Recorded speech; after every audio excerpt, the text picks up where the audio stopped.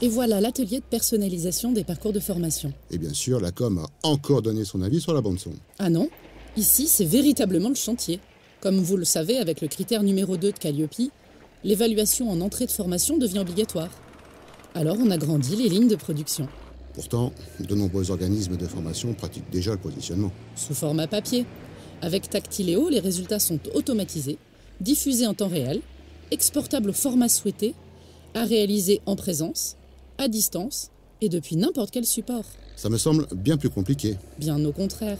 Il suffit de 4 étapes qui ne seront plus à refaire. Tenez, voilà justement un bloc de compétences d'une formation enregistrée au RNCP. Étape 1, le bloc est découpé afin de bien identifier les compétences qui sont à évaluer. Étape 2, on récupère un module de la forge que l'on paramètre selon le déroulement du test voulu par le client. Étape 3, celle qui fait toute la différence avec la concurrence. Regardez bien.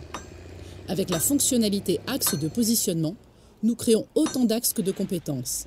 Et étape 4, la dernière et la plus délicate, chaque élément d'évaluation du module de positionnement est soigneusement choisi, puis rattaché à un ou plusieurs axes, selon la pondération souhaitée par le client.